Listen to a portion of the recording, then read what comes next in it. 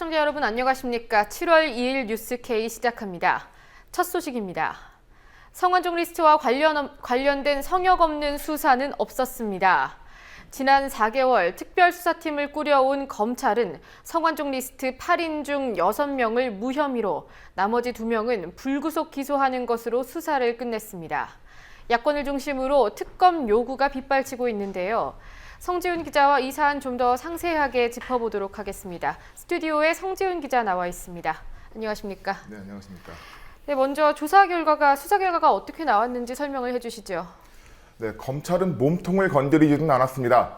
특별수사팀은 오늘 오후 성완종 전 경남기업 회장의 메모지에 적힌 8명 중 이완구 전 국무총리와 홍준표 경남지사만 불법 정치자금 수수 혐의로 불구속 기소하는 선에서 수사를 마무리했다고 밝혔습니다. 친박 핵심으로 분류되는 다른 6명에 대해서는 혐의를 찾을 수 없거나 공소시효가 지나 처벌할 수 없다는 겁니다.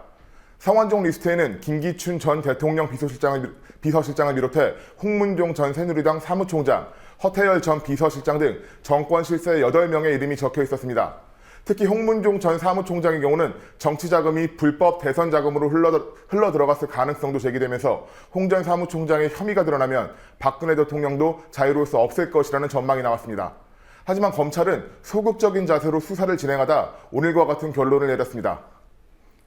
애초에 우려됐던 부분이 그대로 실현이 된 부분입니다만 소극적인 자세 어떤 것이었는지 좀 구체적으로 설명을 해주시죠.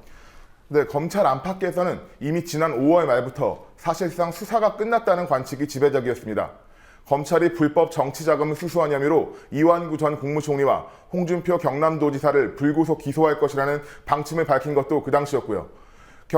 검찰은 하지만 두 사람을 제외하고 친박 핵심으로 분류되는 나머지 6명에게는 일괄적으로 서면 질의서만을 보냈습니다. 정권 핵심 인사에 대한 노골적인 봐주기 수사였다는 시선이 지배적입니다. 특히 검찰은 지난달 초 성 전 회장의 특별 사면 의혹과 관련해 노무현 정부 당시에 청와대 법무비서관을 서면 조사했고 이후 노 전 대통령의 친형인 노건평 씨도 불러 조사했습니다.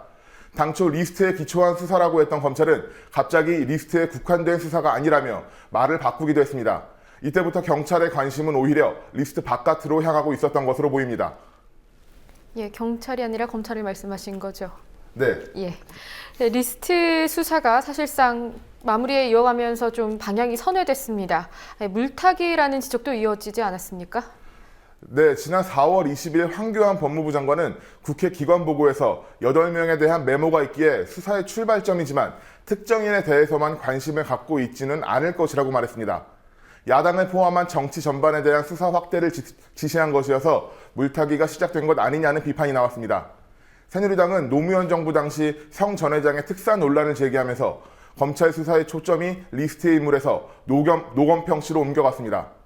성 전 회장의 특별 사면은 2007년 12월에 이루어졌기 때문에 혐의가 있다고 해도 공소시효가 지나 검찰에는 공소권이 없습니다.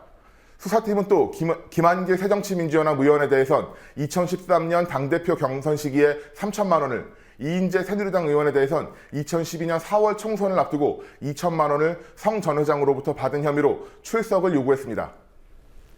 예, 오늘 수사 결과를 두고 물타기에 이어서 또 꼬리 자르기가 실현됐다, 이런 말도 있지 않습니까? 네, 홍준표 지사의 경우에는 친박 실세가 아니고 혐의가 입증돼도 정권에 큰 타격이 없다는 점에서 수사의 부담이 적었습니다. 이완구 전 총리도 구체적인 금품 수수 정황이 언론을 통해 알려지고 여론이 악화되면서 불가피하게 수사를 진행했다는 분석이 지배적입니다. 홍 지사는 오늘 수사 결과 발표 이후 자신의 SNS를 통해 성완종과 아무런 관련이 없고 가장 먼 거리에 있는 자신만 불법 정치자금 수수로 올감해 뒤집어 씌운 이번 결정을 수용할 수 없다고 주장했습니다. 검찰의 정치적 결정이라는 주장입니다.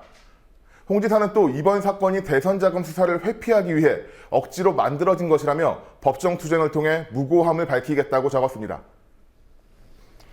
예, 야당의 경우에는 처음부터 특검을 주장했는데요. 오늘도 이런 주장이 나왔습니까?